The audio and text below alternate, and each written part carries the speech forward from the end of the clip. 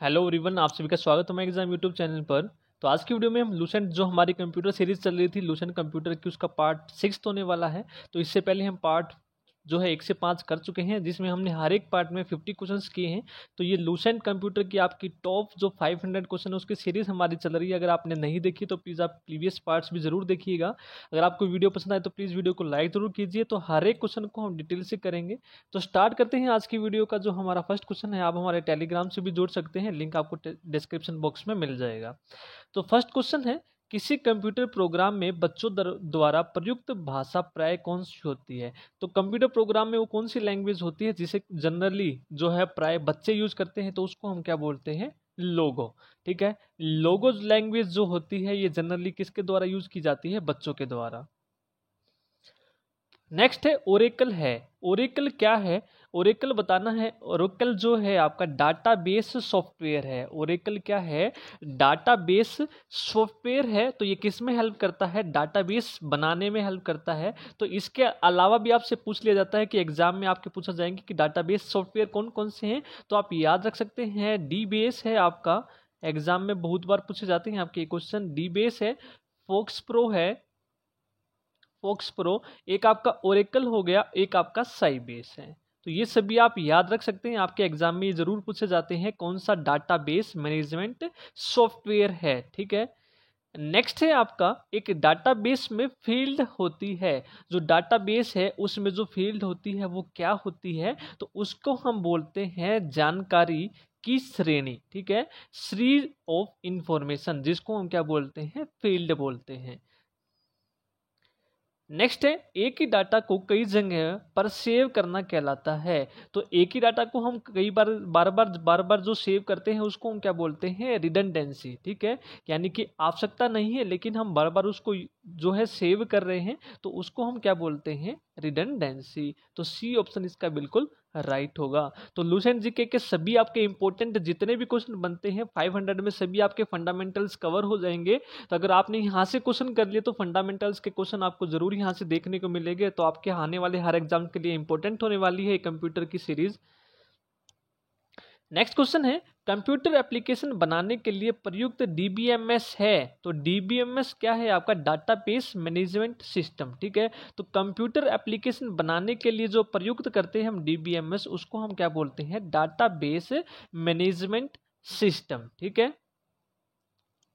Next है, निम्न में से कौन डाटा को छोटे से बड़े हिसाब से प्रदर्शित करता है। सबसे इंपॉर्टेंट है आपका, छोटे से बड़े में आपको लगाना है। तो जो आपका बाइट है वो आपका बिट से मिलकर बनता है, और कैरेक्टर आपका बाइट से मिलकर बनता है, फील्ड आपका कैरेक्टर से मिलकर बनता है, रिकॉर्ड आपका फील्ड से मिलकर बनता है, और फाइल आपकी रिकॉर्ड से मिलकर बनती है। और डाटाबेस आपका किसका कलेक्शन होता है, फाइल्स का। किसका कलेक्शन होता है, फाइल्स का। तो फर्स्ट जो है हमारा बिल्कुल राइट होने वाला है। सबसे छोटा बिट होता है और सबसे बड़ा आपका डाटा बेस होता है। तो आपको ये याद रखना है, सबसे इंपॉर्टेंट क्वेश्चन है आपका ये।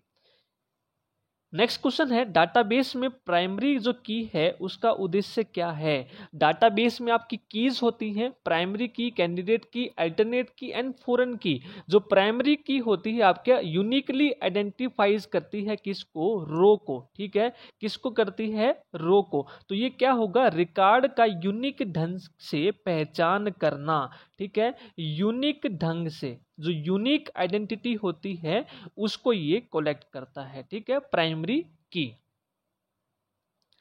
नेक्स्ट है, निम्नलिखित में से किसमें व्यक्ति, स्थान, घटना या चीज जैसी सिंगल एंटिटी संबंधी जानकारी डाटाबेस में होती है। तो वो किस में होती है, आपकी रिकॉर्ड में होती है। ठीक है, किस में होती है, वो रिकॉर्ड में होती है। तो हम जो रो होती है उसको हम टपल भी बोलते हैं। तो टपल और रिकॉर्ड आपका एक ही चीज है। ठीक है, ये आपको ध्यान रखना है। तो किस में होती है आपकी ये, रिकॉर्ड में। नेक्स्ट है, डैश का अर्थ है कि डाटाबेस में रखा डाटा एक्यूरेट और आपका रिलायबल है। ठीक है, एक्यूरेट और क्या है आपका, रिलायबल है। तो उसका क्या मतलब होता है, डाटा इंटीग्रिटी। ठीक है, इसका मतलब ही क्या है कि डाटाबेस में आपका जितना भी डेटा है वो सभी का सभी क्या है, आपका एक्यूरेट है और वो रिलायबल है। नेक्स्ट है, डाटाबेस मैनेजमेंट सिस्टम क्या होता है। तो डाटाबेस जो मैनेजमेंट सिस्टम होता है ये क्या होता है, आपका एक सॉफ्टवेयर है क्या करता है, ये डाटाबेस को मैनेज करने में आपकी क्या करता है, हेल्प करता है। ठीक है, तो इसका आंसर आपका क्या हो जाएगा, तो इसका आंसर आपका हो जाएगा डाटाबेस को क्रिएट, मेंटेन और कंट्रोल एक्सेस उपलब्ध कराने के लिए प्रयुक्त सॉफ्टवेयर है। ठीक है, डाटाबेस को यदि आप क्रिएट करना चाहते हैं और उसको मेंटेन करना चाहते हैं और उसका जो एक्सेस है आप इजीली तरीके से कर पाएं, तो उसके लिए आपका यूज करते हैं हम DBMS सॉफ्टवेयर। ठीक है, तो सी आपका आंसर होने वाला है इस ऑप्शन का। नेक्स्ट है, कच्चे तथ्य डैश कहलाते हैं जबकि अर्थपूर्ण डेटा डैश बन जाता है। तो आपका एक प्रोसेसर होता है, आप सभी को पता होगा, तो प्रोसेसर में हम इनपुट देते हैं, डालते हैं रा डाटा। ठीक है, रा डेटा यानी कि कच्चे जो हैं तथ्य हम जिसको देते हैं, तो प्रोसेसर उसको क्या करता है, यूजफुल इंफॉर्मेशन में हमें कन्वर्ट करके देता है, जिसको हम आउटपुट बोलते हैं। ठीक है, तो इसका आंसर हमारा क्या हो जाएगा, डेटा और सूचना। आपने डेटा दिया प्रोसेसर को, तो उसने प्रोसेसिंग की और आपको सूचना उसने प्रोवाइड करवा दी। नेक्स्ट है, इंफॉर्मेशन सिस्टम में अल्फा न्यूमेरिक डेटा है। तो अल्फा न्यूमेरिक डेटा आपका क्या होता है, अल्फा का मतलब क्या होता है, कैरेक्टर, और न्यूमेरिक का मतलब होता है नंबर। तो नंबर और अल्फाबेटिकल कैरेक्टर को हम क्या बोलते हैं, अल्फा न्यूमेरिक डेटा। ठीक है, तो बी ऑप्शन इसका बिल्कुल राइट होगा। अगर आपको वीडियो पसंद आ रही तो प्लीज़ वीडियो को लाइक ज़रूर कीजिए। अगर आपको पढ़ाया हुआ समझ में आ रहा है तो वीडियो को प्लीज़ ज़्यादा से ज़्यादा ज़रूर शेयर कीजिए। नेक्स्ट है, टपल क्या होता है। तो डाटाबेस में मैंने आपको बताया था, टपल हम किसको बोलते हैं, टपल हम बोलते हैं रिकॉर्ड को या फिर रो को। ठीक है, जो आपकी टेबल होती है, रिकॉर्ड होता है, उसमें आपके कॉलम होते हैं, रो होते हैं, तो रो को हम क्या बोलते हैं, टपल बोलते हैं। तो ये आपको याद रखना है, एग्जाम में कई बार पूछा गया है। तो टेबल की एक रो को हम क्या बोलते हैं, टपल। और एट्रीब्यूट पूछे तो आपसे हम उसको क्या बोलते हैं, कॉलम को हम एट्रीब्यूट बोलते हैं। नेक्स्ट है, परस्पर संबंधित रिकॉर्ड के समूह को क्या कहते हैं। परस्पर संबंधित रिकॉर्ड के समूह को हम क्या बोलते हैं, डाटा बेस। क्या बोलते हैं, डाटा बेस बोलते हैं। ठीक है, नेक्स्ट है, निकनेट क्या है। जो निकनेट है आपका वो पूछा गया है, निकनेट आपका क्या है। निकनेट आपका क्या होता है, एक सैटेलाइट बेस आपका नेशन वाइड क्या होता है, ये कंप्यूटर कम्युनिकेशन नेटवर्क होता है। ठीक है, एक वैन का ही एक टाइप होता है आपका, यानी कि वर्ल्ड एरिया नेटवर्क जो होता है उसी का टाइप होता है आपका निकनेट। और इसका काम क्या होता है, इसका काम होता है भारत के प्रत्येक जिलों को जोड़ने वाला नेटवर्क।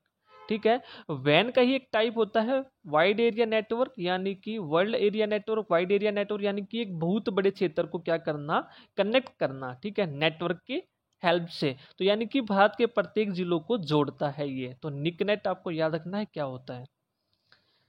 नेक्स्ट है, लॉन्ग होल नेटवर्क कहा जाता है। जो लॉन्ग होल नेटवर्क है वो किसको कहते हैं, हम वैन को ही कहते हैं। ठीक है, WAN। ठीक है, लॉन्ग होल। तो ये सभी के सभी आपको नाम याद रखने हैं, निकनेट, लॉन्ग होल, ये सभी के सभी किसके नाम है, वैन के। नेक्स्ट है, अपार्ट एरपानेट। ठीक है, एरपानेट है, तो एरपानेट आपको बताना है क्या है, एरपानेट। ठीक है, एरपानेट आपको बताना है क्या होता है। तो ये आपका एग्जाम में पूछा जाता है, कई बार इसकी डेफिनेशन भी आपसे पूछ ली जाती है। तो ये होता है advance research project agency, net से आपका बनेगा network, advance research project agency network. और ये विश्व का पहला क्या है, नेटवर्क है। ठीक है, या फिर हम बोले तो वैन है। ठीक है, तो ये याद रखना है, एरपानेट क्या होता है, इसकी फुल फॉर्म भी आपको याद रखनी है। नेक्स्ट है, ISDN सेवा में मोडेम की जरूरत नहीं पड़ती, क्योंकि क्यों नहीं पड़ती, क्योंकि इसमें जो डेटा है ट्रांसफर होता है डिजिटल फॉर्म में, तो इसलिए हमें मोडेम की इसमें आवश्यकता नहीं होती है। नेक्स्ट है, माइक्रो कंप्यूटर को टेलीफोन से कौन सी व्यवस्था जोड़ती है। जो आपका टेलीफोन है उसको आपको कनेक्ट करना है आपके कंप्यूटर से, तो किसकी हेल्प से करते हैं हम, मोडेम की हेल्प से करते हैं। नेक्स्ट क्वेश्चन है, संचार नेटवर्क जिसका प्रयोग बड़ी संस्थाओं द्वारा प्रादेशिक, राष्ट्रीय और वैश्विक क्षेत्र में किया जाता है कहलाता है। तो उसको हम क्या बोलते हैं, वैन। ठीक है, local area network, wide area network, metropolitan area network. तो जो यानी कि बड़े क्षेत्र में जो आपका किया जाता है वैश्विक क्षेत्र में, उसको हम क्या बोलते हैं, वैन। नेक्स्ट क्वेश्चन है, पर्सनल कंप्यूटर आपस में कनेक्ट किए जा सकते हैं। जो आपके पर्सनल कंप्यूटर हैं वो आपस में यदि आपको कनेक्ट करने हैं, ये आपके पर्सनल कंप्यूटर हैं, ये आपको आपस में कनेक्ट करने हैं एक दूसरे से, तो आप किसकी हेल्प से करते हैं? ये नेटवर्क की हेल्प से।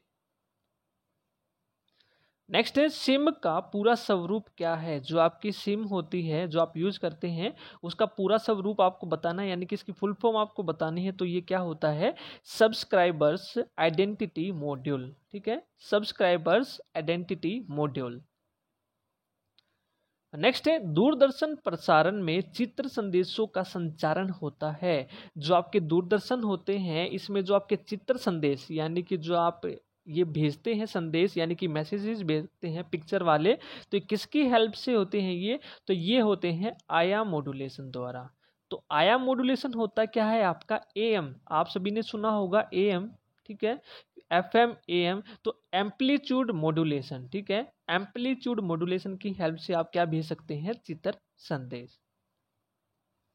नेक्स्ट है वाईमैक्स निम्नलिखित में से किससे संबंधित है? तो जो वाईमैक्स है आपका, इसकी फुल फॉर्म भी आपको याद रखनी है। फुल फॉर्म्स में भी मैंने आपको वहां पर फुल फॉर्म बताई है इसकी, world wide interoperability for microwave access.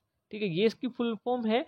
तो आपसे पूछा गया है ये किसके लिए है? आपकी संचार प्रौद्योगिकी। ठीक है, इंफॉर्मेशन आपको याद रखना है टेक्नोलॉजी। ठीक है, डी ऑप्शन इसका बिल्कुल राइट होगा। किससे संबंधित है आपका? वाईमैक्स, संचार प्रौद्योगिकी। नेक्स्ट है आभासी निजी प्रीपत्र क्या है? तो आभासी आपको समझना होगा क्या है। वर्चुअल प्राइवेट नेटवर्क को बोलते हैं वैन को।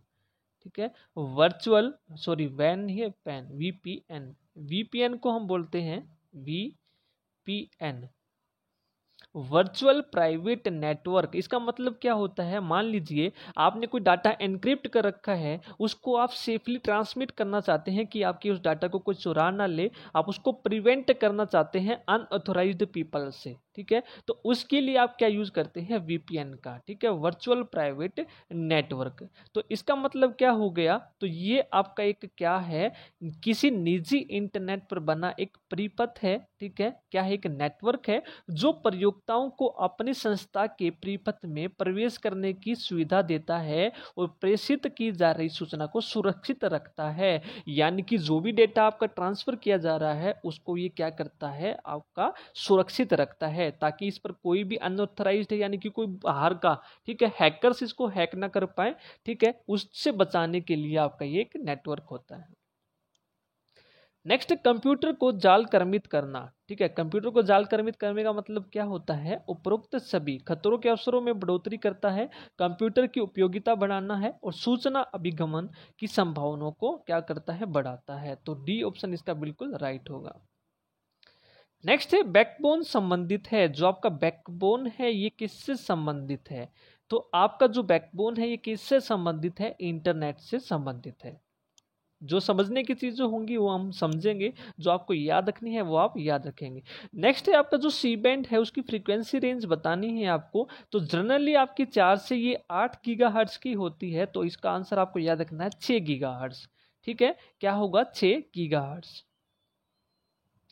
नेक्स्ट है सिग्नल की शक्ति कम हुए बिना नेटवर्क की लंबाई बढ़ाने के लिए उपयोग करते हैं। यानी कि जो आप सिग्नल है उसकी जो कैपेसिटी है, स्ट्रेंथ है, उसको आप बढ़ाना चाहें तो उसके लिए हम क्या यूज करते हैं? तो उसके लिए हम यूज करते हैं रिपीटर्स। तो रिपीटर्स का काम क्या होता है? एम्पलीफाई करता है ये, ठीक है, और रिस्टोर करता है सिग्नल्स को, ताकि हम जो लॉन्ग डिस्टेंस है उसमें आपके ट्रांसमिट कर सके डाटा को।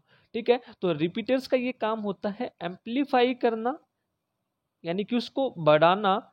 ठीक है, और उसको क्या करना? रिस्टोर करना सिग्नल को। ठीक है, तो यानी कि नेटवर्क की लंबाई बढ़ाने के लिए उपयोग करते हैं हम। लंबाई का मतलब क्या होता है? एम्पलीफाई करने के लिए, तो उसका हम यूज करते हैं रिपीटर्स का।